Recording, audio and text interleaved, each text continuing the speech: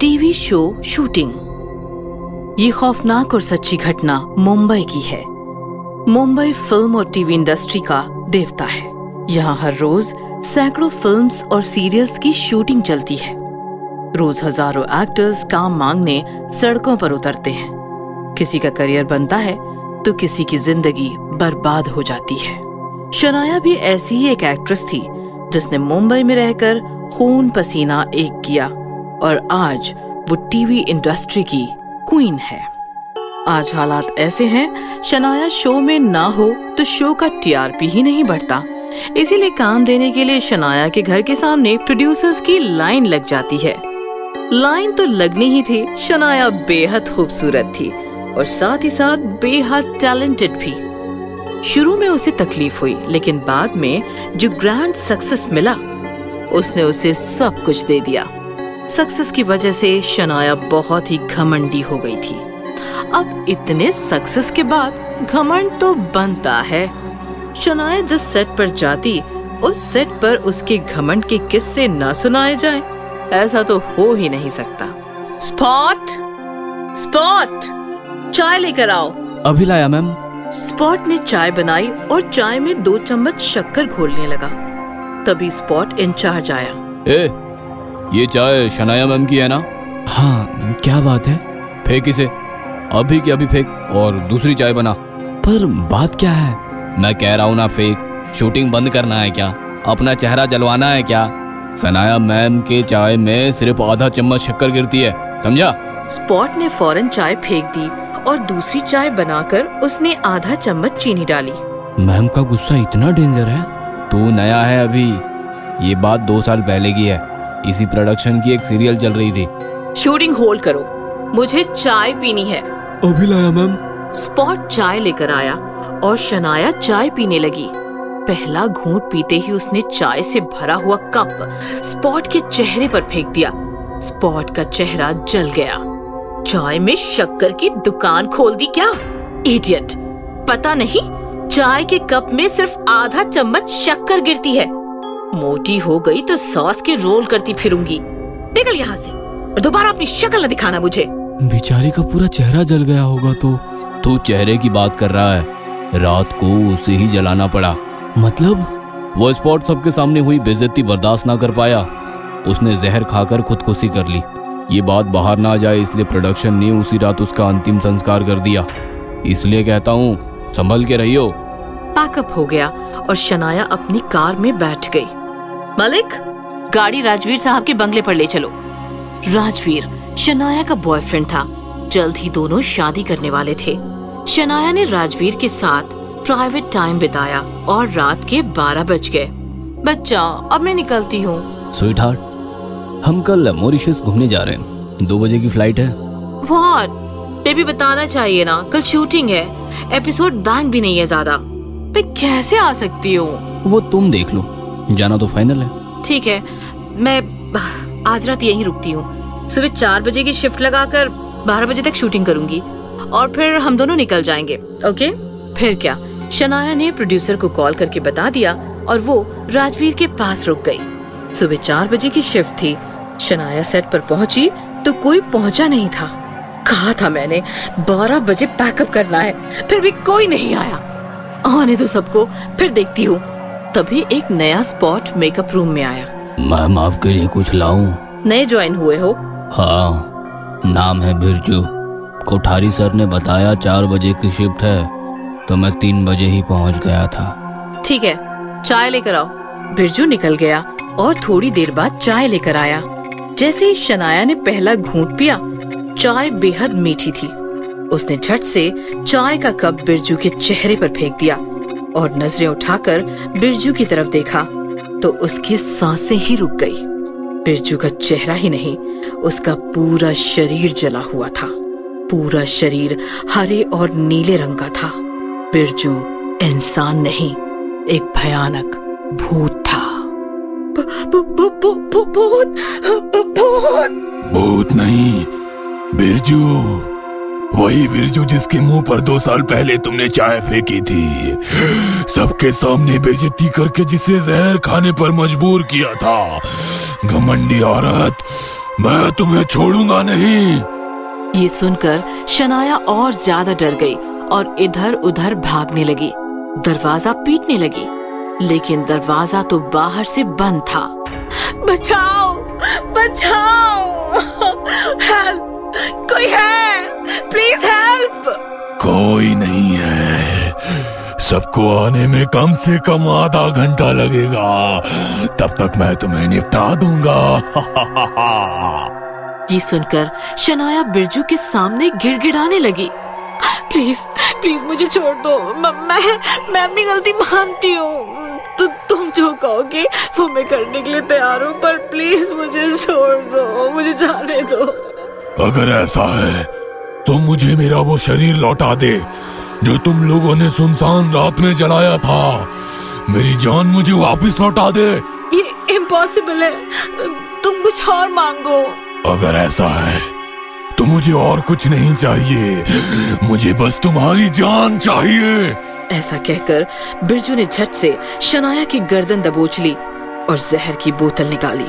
बोतल देखकर शनाया डर गई और छटपटाने लगी, लेकिन बिरजू के सामने उसका बस नहीं चला। बिरजू ने उसका मुंह खोलकर बोतल उसके मुंह में उल्टी कर दी। थोड़ी देर बाद पूरा का पूरा जहर शनाया के पेट में चला गया और वो तड़प तड़प कर मर गई। आधे घंटे बाद सेट पर बाकी लोग आने लगे। डायरेक्टर स्क्रिप्ट समझाने जैसे ही शनाया के रूम में गया, शनाया की लाश जहर से हरी नीली होकर पड़ी थी। लाश देखकर डायरेक्टर के होश उड़ गए। वो काफी देर वहीं खड़ा रहा और फिर बोला, उस बिरजू स्पॉट वाले को जब हमने जलाया था, उसका बॉडी भी ऐसे ही हरा और नीला हो गया था। अब मैडम का बॉडी भी ठीक वैसे ही, मतलब। तभी बिरजू के भूत ने पीछे से आकर डायरेक्टर का गला दबाया। मतलब बिरजू इज बैक। अब बिरजू किसी को नहीं छोड़ेगा। हाँ, जो बिरजू को शमशान पहुंचाया, बिरजू उन सबको मारेगा। अंग्रेजी चुड़ैल। ये कहानी है इंग्लैंड के लंदन शहर के नजदीक बसे हुए छोटे से गांव पैरीपोना की। पैरीपोना घने जंगल और पहाड़ों से घिरा हुआ एक खूबसूरत गांव था। जैसे ही विदेशी लोग हिंदुस्तान घूमने आते हैं, ठीक वैसे ही हिंदुस्तानी लोग भी विदेश घूमने जाते हैं। ऐसे ही कुछ दोस्त लंदन देखने पहली बार इंग्लैंड गए। उनमें राजू भी था। ऊंचे ऊंचे पहाड़ों पर घूमना और घने जंगलों में रात भर जानवरों की तरह घूमना राजू को काफी पसंद था। 15 दिन राजू दोस्तों के साथ लंदन घूमता रहा। उन्होंने एक गाइड लिया था, वो उन्हें शहर की जानकारी दे रहा था। 15 दिन बाद ही राजू लंदन घूमकर बोर हो गया। यार माधव, मैं बोर हो गया हूँ यार। चलो ना पहाड़ों और जंगलों में चलते हैं, तूफानी करते हैं, मजा आएगा। मैंने तो एक गांव भी सर्च किया है, ज्यादा दूर नहीं है पैरीपोना। पैरीपोना का नाम सुनते ही अंग्रेज गाइड डर गया। नो, पैरीपोना नो। अब इसे क्या हो गया यार? ये हमें पैरीपोना नहीं घुमाएगा? नहीं यार, इसने तो पहले ही बता दिया था, ये शहर के बाहर नहीं जाएगा, और पैरीपोना तो बिल्कुल भी नहीं। ऐसा क्या है पैरीपोना में? पहाड़ और जंगल के बीच बसा खूबसूरत सा गांव तो है। इसे छोड़, तुम लोग तो आओगे ना? नहीं यार, अब तक बस शहर घूमे हैं। इस शहर को मुंह लगाना अभी बाकी है, तू समझ रहा है ना? पैरीपोना के प्रति राजू के मन में और ज्यादा आकर्षण बढ़ गया और वो अकेला ही ट्रेन में बैठकर निकल गया। जब वो निकला तब शाम थी। पैरीपोना पहुंचा तो काफी रात हो चुकी थी। चारों ओर काले काले पहाड़ और घने घने जंगल और बीच में बसा पैरीपोना। ये देखकर राजू का दिल खुश हो गया। चलो मजा आने वाला है। अभी गांव घूमना ठीक नहीं, लोग खाना खाकर आराम कर रहे होंगे। रात भर जंगल पहाड़ों पर टूट पड़ता हूँ, सुबह सुबह गांव लौट जाऊंगा। राजू ने टॉर्च निकाला और जंगल घूमने लगा। जंगल में खूंखार जंगली जानवर थे, लेकिन राजू को आदत थी अपने आप को बचाता हुआ वो जंगल काट कर पहाड़ की नोक पर पहुंच गया। राजू को काफी प्यास लगी थी। उसके पास पानी भी नहीं बचा था। थक गया। ये पहाड़ कुछ ज्यादा ही टफ है। यहाँ कहीं पानी मिलता तो अच्छा होता। ऐसा कहकर राजू टॉर्च घुमाने लगा कि अचानक अंधेरे में बैठी एक बुढ़िया फोकस हुई और राजू डर गया। कौन है? कौन है वहाँ? डोंट वरी, मैं सानिटा हूँ। यही पहाड़ पर रहती हूँ। तुम्हें पानी चाहिए ना? पानी का नाम सुनकर राजू भागता हुआ बुढ़िया के पास गया और उससे पानी लेकर पी गया। आप हिंदी भी बोल लेती हो? हाँ, तुम्हारे जैसे कई इंडियंस आते हैं। मैं उनके सवाल सुन सुनकर हिंदी सीख गई। सवाल सुनकर? बहुत ठंड है ना, विस्की पियोगे? ये सुनकर तो राजू का मूड बन गया। हाँ, जरूर पीऊंगा। तो आओ मेरे पीछे। राजू सानिटा के पीछे पीछे एक झोपड़े में चला गया जिसका छत नहीं था। सिर पर चांद लटक रहा था। कमाल का झोपड़ा है। तभी राजू की नजर लकड़ी के पीपे पर पड़ी। लगता है इसमें विस्की है। राजू ने इधर उधर देखा लेकिन सानिटा नहीं थी। लगता है किसी काम से बाहर चली गई। मैं विस्की पी लेता हूँ। जैसे ही राजू ने पीपे का ढक्कन खोला, उसका दिल दहल गया क्योंकि अंदर विस्की नहीं, एक भयानक अंग्रेजी चुड़ैल बैठी थी। राजू घबरा गया। चुड़ैल हंसते हुए बाहर आई। सानिटा! सानिटा! अरे बुद्धू, मैं ही सानिटा हूँ। तुम्हें फंसा कर यहाँ लाई हूँ। लेकिन क्यों? क्योंकि मैं भूखी हूँ, तुम्हें खाना चाहती हूँ। अब समझा गाइड पैरीपोना क्यों नहीं आना चाहता था। प्लीज मुझे छोड़ दो, मुझे छोड़ दो। जरूर बचने का मौका जरूर दूंगी। मुझे कोई भी एक सवाल पूछो, मैंने सही सही जवाब दिया तो तू मरेगा। मुझे जवाब नहीं आया तो मैं जल जाऊंगी और तुम बच जाओगे। पूछो, जितना मुश्किल सवाल पूछना है पूछो। बस याद रहे, सवाल एक ही पूछना है। राजू दुविधा में फंस गया। उसे समझ नहीं आ रहा था कि कौन सा सवाल पूछा जाए जो सबसे मुश्किल हो और जिसका जवाब चुड़ैल ना जानती हो। हे भगवान, कहाँ फंस गया मैं। ऐसी मुसीबत में आसान काम भी मुश्किल हो जाता है और इसने तो मुश्किल सवाल खड़ा कर दिया। मतलब मुश्किल सवाल का जवाब देना इसके लिए आसान है। राजू को सोचता देखकर चुड़ैल जोर जोर से हंसने लगी। उसके हंसने की भयानक आवाज पहाड़ों में गूंजने लगी जिससे पहाड़ थरथरा उठे। क्या हुआ? सवाल का जवाब नहीं, सवाल मांगा है, वो भी सबसे मुश्किल सवाल जो तुम्हारी जान बचा सके। मुंह तो ऐसे बना रहे हो जैसे मैंने ही तुमसे कोई सवाल पूछा हो। सोचने तो दो। सोचो सोचो, जल्दी सोचो, मुझे भूख लगी है। भूख तो मुझे भी लगी है, लेकिन जान बचेगी तो खाऊंगा ना। सोच राजू, सोच, जल्दी सोच। इस प्रकार राजू ने काफी देर सिर खुजाया, लेकिन उसे एक भी मुश्किल सवाल नहीं सूझा।